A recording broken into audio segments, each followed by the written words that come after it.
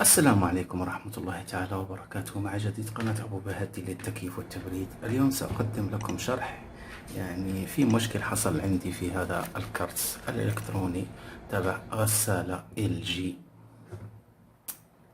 فتوقفت الغسالة. سأقوم بشرح الفيديو لأنه وضعت الفيديو هنا. سأقوم بشرح الكرت الإلكتروني، بس الأجزاء التي ممكن إنها يحصل فيها هذا العطل. أعطال بعض المرات تحصل على مستوى الكرت الإلكتروني، بعض المرات توقف الغسالة عن هذه لأنه تكون أعطال ميكانيكية، أو أعطال أن قطع تكون متوقفة، أو أن التحكم في هذا الكرت هي تتحكم في هذه القطع، وبالتالي تؤدي إلى توقف الغسالة. يحصل أنه يطلع كود واحد، ممكن أنه يطلع معاكم كود هنا، وهذا الكود هو دليل، يعطيك دليل المشكل الذي أين يتواجد العطل. أنا بالنسبة لهذا المشكل كان عندنا توقف للكرت نهائي. الكهرباء موجودة لكن الشاشة كانت لا تظهر الشاشة كاملة، الشاشة كانت متوقفة في الظهور، وكانت تقريبا تظهر حاجات قليلة اللي كانت تظهر وبدون إضاءة كاملة. فوجدت أن المشكل كان قطع في توصيل الكهرباء للبورد تبع الكرت الأفشر. جاء فار وأكل الأسلاك كلها كاملة، وأنا قمت به كملاحظ توصيل الأسلاك، توصيلها وتلحيمها، وإدخال البرشات هذه الداخلية هنا، وأدخلتها وقمت بالكبس، فك الكبس من الداخل وكبست عليها، وقمت بإدخالها في أماكنها، كل خط نفس الأماكن حقته، وبالتالي تم إصلاح هذا المشكل. وكانوا في أسلاك تقريبا تبع الإلكتروفان، مدخل الماء كان حتى هو فيه مشكل، أسلاك مشكلة عنده كانت مقطوعة، وفي سلك هنا تقريبا حتى هو توصيل هذا واحد كان هنا تقريبا حتى هو منقطع على هذا المستوى.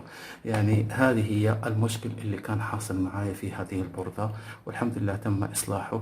كان مشكل تقطيع أسلاك في هذه، فإن هذه المشاكل ممكن أنها تحدث على مستوى الكارت الإلكتروني كامل.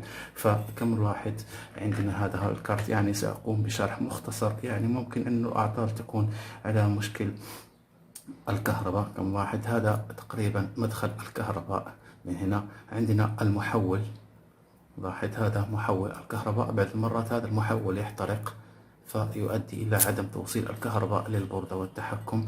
أو أن تقريبا حتى عندنا بالنسبة للمدخل هنا عندنا الفاير ستور، هذا لو كانت شحنة كهرباء زايدة فإن حتى هو يتوقف. عندنا التحكم في الموتور حقة الكهرباء. عندنا الكبستر هذا كبير، بعض المرات لو حدث فيه تقريبا انتفاخ، تحصل انتفاخ على هذا المستوى، فهذا دليل على، ما هو بالضبط دليل على أن هذا الكبستر تم شحنة زائدة عليه، بالتالي أدى إلى التوقف.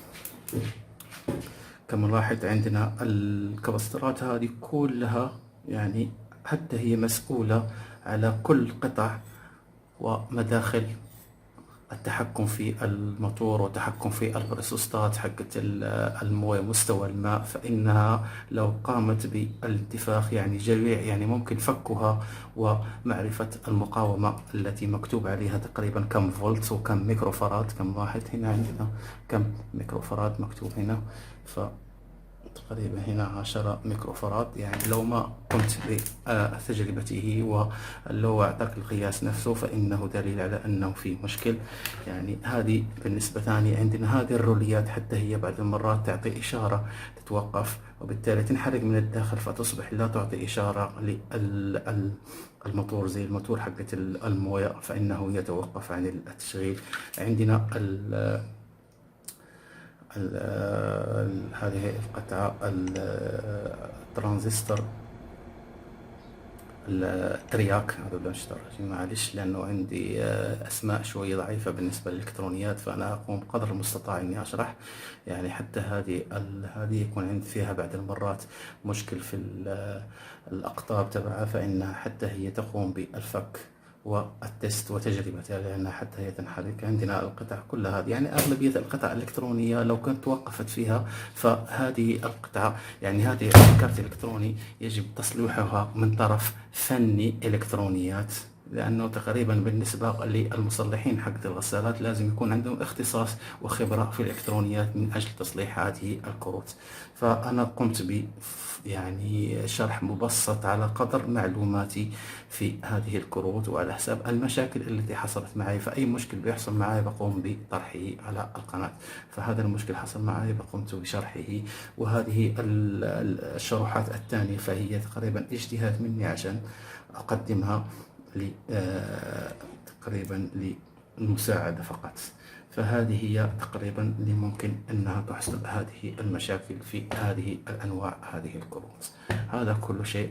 أرجو بالنسبة يعني إعلان لجميع المشتركين في القناة أو الجدد، يعني اللي عنده أي مشكل في الغسالة، يعني عنده مشكل فيها توقف أو يعني ما تنظف، هذه يمكن وضع يعني تسجيل فيديو وإرساله لي على البريد الإلكتروني. سأقوم بوضع البريد الإلكتروني تحت أسفل الفيديو، يقوم بإرساله إلي، وأنا سأقوم بتقريبا يعني مساعدة في شرح المشكل الموجود في هذا الفيديو، وسأقوم بطرحه على القناة ووجود وإعطاء الحلول المناسبة لحل هذا المشكل، مع اعتماد أن الفيديو يكون خالي من يعني الشخصيات، يعني يكون تقريبا بس المشكل وصور القطع التي ممكن ان احتمال والمشكل المتواجد،